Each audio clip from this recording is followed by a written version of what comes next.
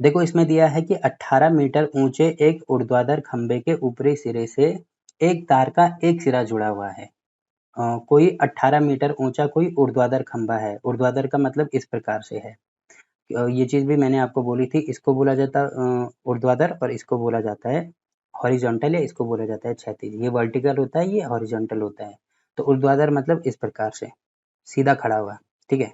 ये सीधा इस प्रकार से खड़ा होगा तो इसको ऊर्ध्वाधर बोलेंगे। तो यहाँ पर दिया है कि 18 मीटर है, तो इसको मैं यहाँ पे 18 मीटर लिख देता हूँ, ठीक है। ऊंचे खंबे, ये खंबा हमें दिया है कि ऊपरी सिरा, इसका जो ऊपरी सिरा है यहाँ पे है, ऊपरी सिरे से एक तार का एक सिरा, यहाँ पे कोई तार का एक सिरा बांधा हुआ है। मान लीजिए इस प्रकार से कोई तार है, ठीक है, जुड़ा हुआ है।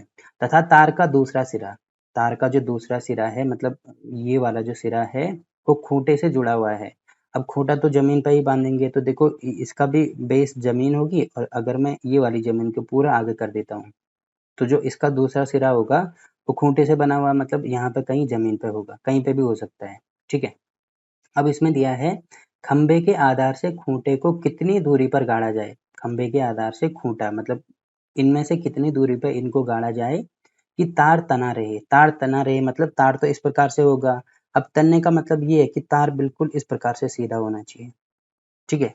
तो तब हमें ये मान लीजिए खूंटे से इसको यहाँ पे गाड़ा जाता है और तार की लंबाई हमें दी है 24 मीटर, तो यहाँ पे हो जाएगा 24 मीटर के बराबर। तो हमें निकालना क्या है, देखो हमें निकालना है खंबे के आधार से। देखो खंबे का आधार मतलब बेस जहाँ पे वो टिका हुआ है वो तो यहाँ पे है। खंबे के आधार से खूंटे को कितनी दूर, देखो खूंटा यहाँ पे है तो कितनी दूर गाड़ा जाए, मतलब इन दोनों के बीच की दूरी मुझे निकालनी है। तो यहाँ पे भी सेम टू सेम आप देख रहे होंगे ये 90 का कोण बन रहा है, तो यहाँ पे भी पाइथागोरस का यूज करेंगे। तो मान लीजिए ये ए है, ये बी है, ये सी है, तो त्रिभुज एबीसी में अब पाइथागोरस प्रमेय का यूज करेंगे। तो यहाँ पे लिखेंगे पाइथागोरस प्रमेय से। पाइथागोरस प्रमेय से क्या होगा, देखो ये वाली भुजा 90 के ठीक सामने वाली भुजा सबसे बड़ी भुजा होती है, तो ये हो जाएगा AC का स्क्वायर बराबर बची हुई भुजा पहली AB है तो इसका स्क्वायर प्लस दूसरी है BC तो इसका भी स्क्वायर। अब AC का स्क्वायर हमें दिया है 24 के बराबर है, तो ये हो जाएगा 24 का स्क्वायर बराबर AB का स्क्वायर मतलब 18 का स्क्वायर, ठीक है, प्लस BC इसका स्क्वायर। अब देखो 24 का स्क्वायर तो होता है 576, बट अगर आपको स्क्वायर निकालना नहीं आता है तो मैंने पिछली वाली वीडियो में भी बोला था कैसे निकालते हैं। पहले 2 का स्क्वायर, तो 2 का स्क्वायर तो 4 होता है, वैसे 4 का स्क्वायर होगा 16, ठीक। अब इन सबको गुणा कर दो तो ये हो जाएगा 4 दूनी 8, 8 दूनी 16, तो एक नंबर छोड़ के 16 इसमें ऐड करेंगे तो 6, 6 और एक 7 और 4 और एक 5, तो यहाँ पे तो हो गया ये 576 के बराबर। वैसे ही 18 का स्क्वायर निकालेंगे तो देखो 18 का स्क्वायर पहले एक आ रहा है तो एक का स्क्वायर एक होता है, वैसे 8 का स्क्वायर होगा 64। अब एक नंबर छोड़ के इन सबको गुणा कर दो तो 8 दूनी 16 यहाँ पे हो जाएगा, तो ये हो जाएगा 4, 6 और 6 12 को 2, एक और एक 2 और एक 3, तो ये हो रहा है यहाँ पे 324, ठीक। प्लस यहाँ पे हो जाएगा BC का होल स्क्वायर। अब इसको इधर लेके आएंगे तो ये हो जाएगा 576 माइनस 324 बराबर में हो जाएगा ये BC का होल स्क्वायर। अब इसमें से ये माइनस कर दो तो देखो 6 में से 4 माइनस करेंगे यहाँ पे होगा 2, 7 में से 2 माइनस करेंगे तो यहाँ पे हो जाएगा 5 और 5 में से 3 माइनस करेंगे यहाँ पे होगा 2।